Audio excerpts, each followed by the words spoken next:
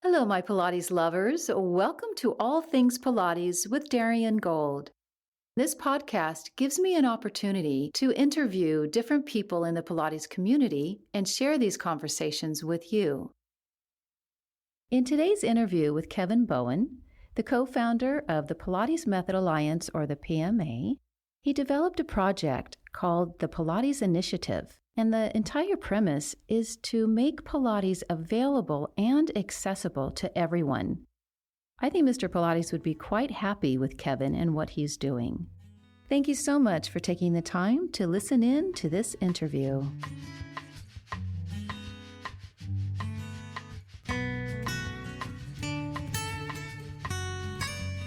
It's common knowledge that learning Pilates can be an expensive hobby or passion, which is why the Pilates mat class business model has worked so well for fitness clubs, dance studios, and health centers, to name a few. But what would Mr. Pilates say if he knew his life's work, including all of the apparatus he invented to help strengthen every body, was not available to all? My guest today, Kevin Bowen, is trying to shift the paradigm by providing a platform of outreach, support, and education for those in our communities who are most in need. He founded the Pilates Initiative in 2017, and this nonprofit organization's mission is in part to make Pilates accessible to everyone.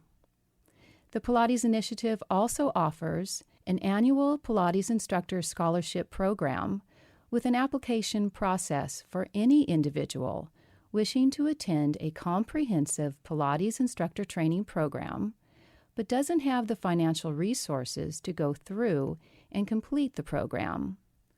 Additionally, the initiative helps to educate and inform the general public about the many positive health benefits derived from the safe and effective practice and instruction of the Pilates method. Kevin has been involved in the health, fitness, and Pilates professions since 1988 and is regarded both in the United States and internationally as an advocate and authority for the Pilates industry. He also writes a blog called The Prime Male, with his audience being men 40 years and over who are interested in reaching and maintaining their fitness levels, general health, and wellness. In 2018, the National Institute of Health conducted a study to determine alternate therapies for patients in pain, which included Pilates and yoga as viable alternatives. Kevin heard about this study and offered to create a 3-month pilot program to be administered at St. Vincent's Hospital within their pain management department. He's currently developing his program for the patients who do not want to use meds to manage their pain. Calling in from Santa Fe, New Mexico, to discuss the many ways he is helping to spread the power of Pilates is Kevin Bowen. Hello, Kevin. Hello, Darian. How are you? I am well. Welcome to All Things Pilates. Thank you for having me, and thank you for quite a lovely introduction. I appreciate that. You're very welcome. Kevin, how did you first get involved with Pilates?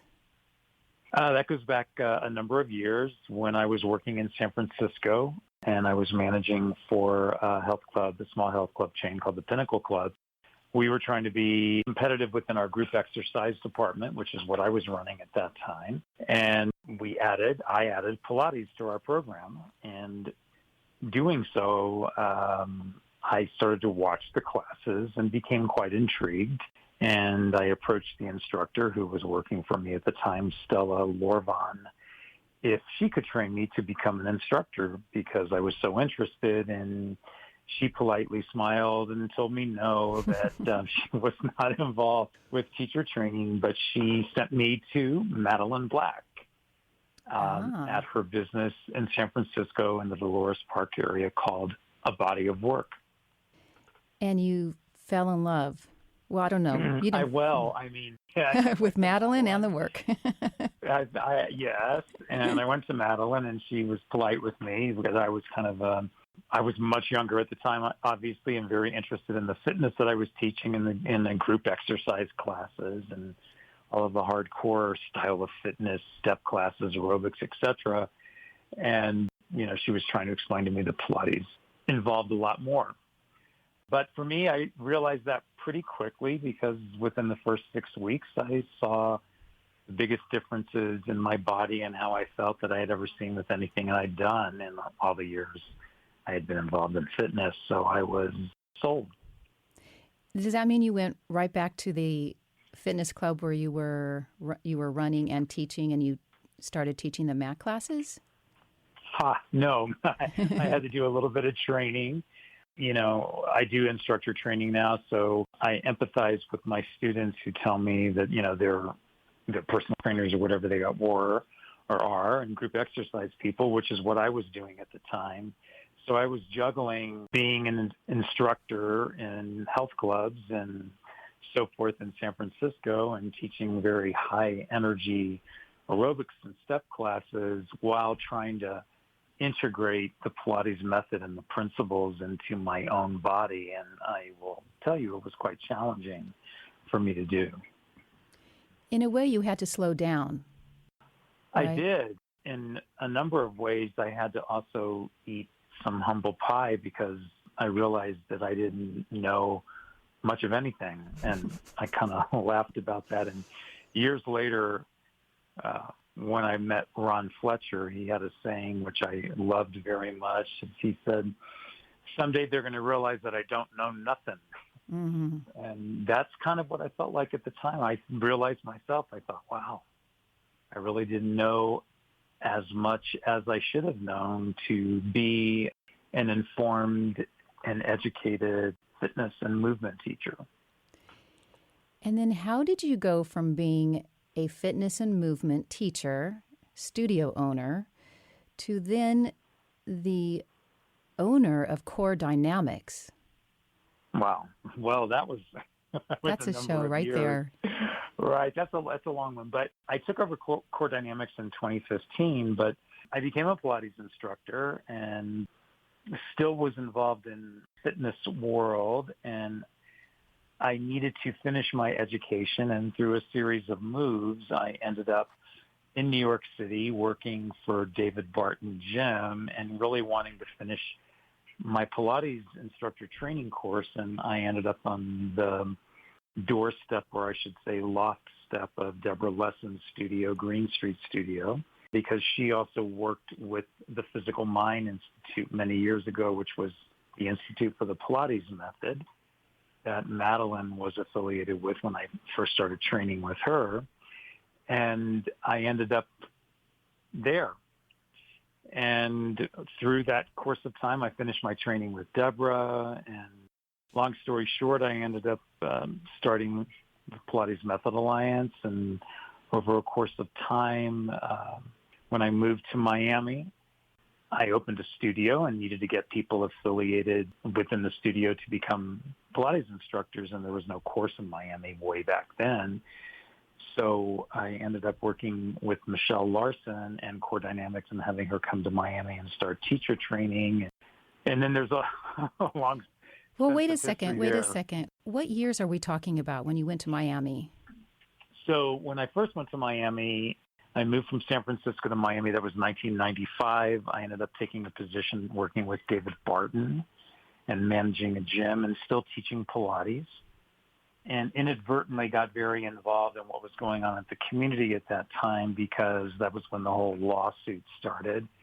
And because my mat class was written up in the Miami Herald, I was sent a cease and desist letter to stop using the word Pilates to describe what it was that I was doing. I continued to work in Miami and moved to New York City to work for David because I took a position in Miami working for him, David Barton. And I ended up in New York City in 1996, and that's where I got into Deborah's studio, and then continued to get more involved in what was going on with the trademark and the lawsuit because Deborah was quite involved. And Deborah's teacher was Carola Trier? Deborah was correct. Deborah was trained by Carola Trier. She's one of the more well-known proteges of Carola, and there were some others before her, like a woman named Brenda Anderson, and there was also Jillian Hessel, and there's Fran Leon. Fran Leon was a Pilates teacher who had a studio and trained with Carola in New York and opened one. Oh, she's been around for years. It's still a studio. It's been taken over by someone else. But Carola ended up closing her studio, and Deborah and Jillian and the others moved on. But yes, the training lineage that Deborah was involved with and was Carola's training. It's so interesting because you were exposed to first Carola through Deborah Lessing, but then through Michelle Larson, you had the opportunity to learn about Eve Gentry, who I understand lived in the same town as you, though you didn't get the opportunity to meet her when she was alive, correct? Right. When I lived in Santa Fe, I've lived in Santa Fe twice. So right now I've been here about 3.5 years. And I lived in Santa Fe during the late 80s, and that's when I was teaching aerobics. And I had an aerobics studio here. And Michelle, along with several other dancers, used to use my aerobics studio for dance rehearsals. And that's where I first met Michelle. And she was working at that time with Joan Breitbart and the Institute for the Pilates Method, along with Eve Gentry. And Michelle brought me the first newsletter for the Institute. Probably this was 1990 or 91. And I was so involved with aerobics. I looked at the newsletter. I thought it was interesting, but I wasn't ready. I wasn't ready at that time.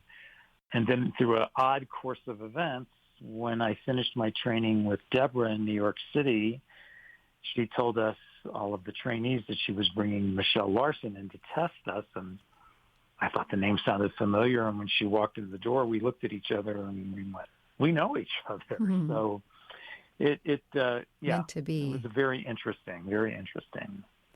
I'd like to ask you about the Pilates Initiative, because this is sort of your baby, right? Yes. Tell us about your baby. Well, my baby's only a couple of years old now, but I started the Pilates Initiative because I really felt strongly that there needed to be more outreach from the Pilates community into the bigger community of folks who need to exercise, and maybe those who couldn't afford to come to a studio and pay the high prices that, we charge, because they're private sessions or small group sessions. We have a whole group of folks out there across the United States and around the world who can't afford to, move, even go into a Pilates studio and pay for a mat class. And I thought it would be great to start something where we can support Pilates teachers to help go out and spread the work of Mr. Pilates to those who can't afford it, either through a community mat class maybe offered in their studio or in a recreational center where they're donation-based or free if someone can't afford, or perhaps working with a city or state agency that is trying to offer movement classes to people who just simply don't have the means or the funding to go out and take advantage of the many positive attributes and effects of the Pilates method. Since 2017, you're basically 2+ years in. What kind of feedback have you received? People are into giving back, but it's hard for the initial commitment from instructors and sometimes from studio owners. And we have a small group of people who are really trying to figure out how this is going to work out. And we've got some programs that have been started. We have something that goes on every summer in Bryant Park in New York City. And then there are the Pilates Place in South Beach offers a free mat class on Lincoln Road, which is a pretty popular destination on Miami Beach. And we've got something starting up in Buffalo, New York, and we've got a member who's working with folks who are caregivers. And then I think you mentioned in my introduction about a program that we're starting here with St. Vincent's Hospital and through their pain management department. How do you decide which studios will participate in giving scholarships? Do teachers reach out to you, or do you get on the phone? A little of both. We have a small group of people that are members of our organization, and those of us on the board are now offering for 2020 a scholarship for someone who wants to become an instructor who cannot afford to become an instructor. So we ask our members if they're involved, if they've joined and they have an instructor training program, are they capable of offering one scholarship course per year? We are hoping they would comp everything, including the manuals and the books and et cetera. But if they don't do that, then we try to find ways for the students to pay for the books, because there's a lot of materials that some programs require. And we do have a simple contract that we've drawn up so that the student knows that just because this is free, that it's a commitment and something that they must participate in and meet all the requirements of the program, as well as sitting for the tests, et cetera, for them to pass and finish the program. So, we're just trying to get the word out. We're starting small. We have 4 programs now that will be offered this year, and we're hoping to double or triple that, hopefully by the end of the year, so that we can really set this up and service and reach out to the entire community of folks living in the United States right now that may want to take part in Pilates and just simply cannot afford to do so. Each studio offers just one complimentary scholarship? One complimentary scholarship, but there are some studios that are offering classes. Either way that our members want to participate, we're trying to encourage them to participate. I saw for years that the yoga community has been offering community classes for people who can't afford to come and pay for regular classes across the board. And there are hundreds and hundreds of these classes on a weekly basis. So we're hoping to stimulate the Pilates community to do the same thing. I love it. I think it's important, and I think when you give back, you end up getting back so much more and really making a difference. And that's what's really important. You have a website that's thepilatesinitiative.org? Yes, www.thepilatesinitiative.org. And people can learn more about how to get involved. Yeah, people can learn more about how to get involved. And right now, we're small. I certainly will either email or communicate with people by telephone to talk to them and get them motivated, as will our board members. And we're just trying to kind of build a grassroots swell of involvement. Like I said, maybe someday we can say you can go to our website and find, 100, 150 classes across the country on a weekly basis that are offered. And as we can develop in size and start to take what we're doing, the good work, and write grants to get some foundation funding or government funding, state, county, local funding to make these classes a reality, that's what we're looking to do, because we're very altruistic about making this happen, but we also have to, gather funds to help pay and administrate these programs. And, maybe someday we'll have enough grant money that we could set up and pay for people on a regular basis to go in and teach classes either in hospitals or community centers, certainly places where people who can't afford, their social economic background is such that does not allow them the ability to afford to pay even $10 for one class a week. Let's offer it for free. Let's see what we can get happening, and let's see the many positive benefits being given to those who can't afford it. let them talk about it and help us grow. Well, when you say someday, I feel like that someday is going to be sooner than someday. I'm hoping, if we're talking about the program that we're going to be starting at St. Vincent's Hospital, will be a pilot program of such. So the doctors and the physical therapists in the hospital will be involved with the program. It will be set up at 2 to 3 times a week. That has not been finalized yet. And we'll be doing beginning measurements as well as intermediate measurements and final measurements of these people, meaning discussion about, how they feel, how this has affected their pain. Have we noticed anything in their strength and flexibility? These things will all be measured. And what we'd like to do is gather these statistics and, with the assistance of the hospital and the doctors there and the staff, put them together and then take them here in the state of New Mexico to the health department and show them what's possible so that perhaps we can then begin to get some funding through Medicaid to help continue this program on a regular basis. And what's one of the big concerns that we've already discussed with the hospital is the fact that, this will all be wonderful and great for the 12 weeks that we have the program going on, but if we can't get these people to stay exercising after the program is over, then that's where we're going to fall short. So what we'll do is we'll be providing all of the participants with some mats and some basic video information that they can actually download from our website. We will upload it there, and then provide them with a little bit of information they can take home, like a little booklet that they could use at home for them to stay active. So, that's going to be the key with these programs. It's also, the key with any health and fitness program is, are you adhering to your program and regularly going and exercising?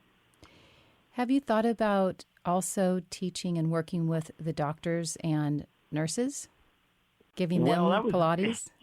Yes. That was a funny conversation I had at New Year's Eve New Year's Day at a gathering with one of the administrators at the hospital. And I said, since you all are in the health profession, it would be really great if the doctors and the nurses and the technicians might have access to this kind of fitness exposure. And she agreed, and they're going to look into doing both. So let's see what happens. I think that's many of us in this business, when we go to doctors and healthcare providers, I know I'm certainly amazed at how out of shape, under or really overnourished in many cases these folks are. And I find it a little shocking and difficult to take advice from someone who doesn't look like they should be offering that advice, perhaps without, being involved in activities themselves. And why not? Why not get them involved? Yes, a perfect opportunity for them. Right. Exactly. Kevin, we don't have so much time left, but I wanted you to backtrack a little bit and talk about the Pilates Method Alliance, the PMA. Mm-hmm. Sort of briefly tell us, how did that come about? It started when we were still in the lawsuit phase, and we weren't sure if the trademark was going to be broken. And that's kind of when it got birthed. And then in 2000, when the lawsuit was broken, we ended up, Colleen Glenn and myself, going for the big party that was in New York to celebrate that the trademark was broken. And the PMA was birthed out of that, out of a necessity to, we felt strongly about, organize a community. Who's we? Myself and Colleen Glenn. Just the two of you? Colleen Glenn and me. The two of us were co-founders of the organization. And I took it upon myself to start to travel around the country and hold small meetings on a grassroots level to make the organization happen. And we started with a meeting in Miami Beach in May of 2001. And then it morphed from there and became, from 75 people, then the PMA is what it is today. What is it today? It's a not-for-profit professional association and credentialing body. During my tenure there, we did develop and establish the first national certification exam for the Pilates method. That was something that we knew that Joe wanted to have legitimacy for the work that he had done for all of those years. And we know when he worked with Eve Gentry in the 50s and rehabbed her from her breast cancer and her radical mastectomy, that was brought to the attention of a number of doctors in New York. And they were very interested in Joe's methods, but when they asked what his credentials were, there were none. And they kind of nixed the program that they were wanting to put into the hospital for rehab. And, Unbelievable. It was birthed from that. And, now there is a new credential that the PMA changed the designation to Nationally Certified Pilates Teacher. And that credential is accredited through the National Organization for Competency Assurance, and ICE. ICE is its acronym for its body. I'm probably getting those wrong for certification body, but there's a lot of processes that any national certification exam that is created for self-regulation in a field has to go through to guarantee that the exam was created in unbiased and correct procedure. That's the PMA's exam now, which is NCPT. Kevin, you are most definitely coming back, okay? Okay, well, that's great. I look forward to that. Thank you. I'm not bossy at all. Thank you so much for your time. You have so much knowledge, and I know that we didn't really get a chance to talk about the prime male, which I think is fascinating just for the men out there. Absolutely. If anyone wants to reach you right now, how do they go about that? You can either go to my website, kevinabowen.com, or you can send me an email at kevin@coredynamicspilates.com. That's the website for the Eve Gentry lineage of Pilates teacher training. Either way, and you can get a hold of me. Okay, fantastic. Thank you, Kevin. We'll talk soon. Thank you, Darian. Okay. All right, take care. Bye-bye. Bye. If you'd like to reach out to me and learn more about traditional Pilates, you can visit dariangold.com. January is, as you know, the perfect month to do any resets. Please take some time to figure out what you want to do different, better, more efficient. And please don't forget to lift your head, lift your spine, because they will lift your spirit. Have a fantastic week, everybody. Thank you so much for listening to this episode. I hope it inspired you. In order that you don't miss any of the great conversations, please subscribe, as it will also help others find the show. All Things Pilates is produced and hosted by me, Darian Gold. It originates as a live radio show on KPCA in Petaluma, California. Podcast production is provided by Audio Ephemera. Our theme music is Summer Sidewalk by Audionautics. For more information about my classes, my calendar, Pilates resources, please visit dariangold.com. One more thing I wanted to share with you.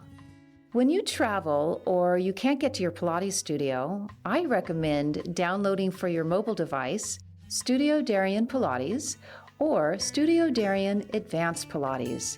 Both are available on the App Store or Google Play.